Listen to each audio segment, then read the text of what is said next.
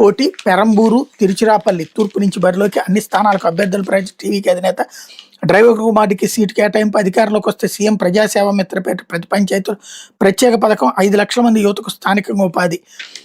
ఈసారి TVK DMK మధ్య అసలైన పోటీ. ప్రజల పక్షాన నిలబడే వాళ్ళనే అభ్యర్థులుగా నిలబెట్టే వీళ్ళు కేవలం అభ్యర్థులు కాదు, ప్రజా పరిరక్షలు. వీళ్ళకి హృదయపూర్వక మద్దతు పలకండి. ఇది ఈ తరం ఎన్నికల పూర్వ మా అభ్యర్థులు గెలిచాక వేసుమెత్తు ప్రజాధనాన్ని కూడా లూటీ చేయబోరు అన్నటువంటి వార్తని హైలైట్ చేశారు.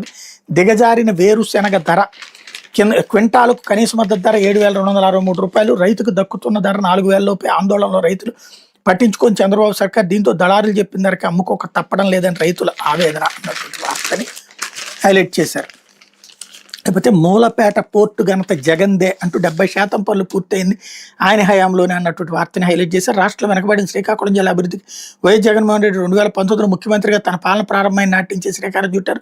సంతబొమ్మాళి మండలం మూలపేట సముద్ర తీర ప్రాంతంలో గ్రీన్ ఫీల్డ్ పోర్ట్ నిర్మాణం తలపెట్టారు. అందుముందు ప్రతి ఎన్నికల్లోనూ పోర్టు అంశాన్ని టీడీపీ మేనిఫెస్టోలో పెట్టి ప్రజలను మోసగిస్తూనే ఈ నేపథ్యంలో వైఎస్ జగన్మోహన్ రెడ్డి తన పాలనలో సుమారు 4,361 కోట్లతో మూలపేట తీరంలో గ్రీన్ ఫీల్డ్ పోర్ట్ నిర్మాణాన్ని 2023 ఏప్రిల్ 19 శంకుస్థాపన చేశారు. మూలపేట, విష్ణుచక్రం గ్రామాల్లో 596 కుటుంబాల పునరావాసం కోసం 149 కోట్లు వ్యయం చేశారు.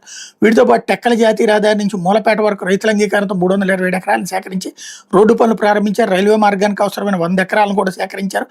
R&R ప్యాకేజీతో పాటు అన్ని రకాల అనుమతులతో పోర్టు నిర్మాణం ప్రారంభించారు. 2 దశల్లో నిర్మించాలని తలపెట్టిన ఈ పోర్టు పనుల్లో ఏడాదిలోనే ఎన్నికల సమయానికి 70% పనులు పూర్తి చేశారు. ఆ తర్వాత వచ్చిన చంద్రబాబు ప్రభుత్వం 2 ఏళ్లుగా మిగిలిన 30% పోర్టు పనులు కూడా పూర్తి చేయలేకపోయింది.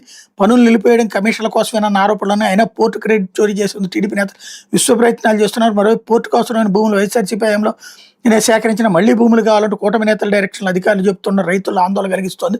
మూలపేట పోర్టు ఘనతను చోరీ చేయడానికి టీడీపీ నేతలు చేస్తున్న కుట్రలను తిప్పికొట్టి వాస్తవాలను ప్రజలకు వివరించడానికి వైఎస్ఆర్సీపీ నేతలు సిద్ధమయ్యారు. ఇందులో భాగంగా సోమవారం మన మూలపేట పోర్టుకు పోదాం పదండి కార్యక్రమానికి పిలిపించారు. సంతబొమ్మాళి మండలం నవ్వడ 3 రోడ్ల జంక్షన్ వద్ద భారీ బహిరంగ సభ నిర్వహించేందుకు పార్టీ నియోజకవర్గ ఇన్ఛార్జ్ పేరాడ తిలక్ ఆధ్వర్యంలో ఏర్పాటు చేశారు. వైఎస్ఆర్సీపీ ఉత్తరాంధ్ర జిల్లా సీనియర్ నాయకులంతా ఈ కార్యక్రమంలో పాల్గొనబోతున్నారు అన్నటువంటిది హైలైట్ చేశారు.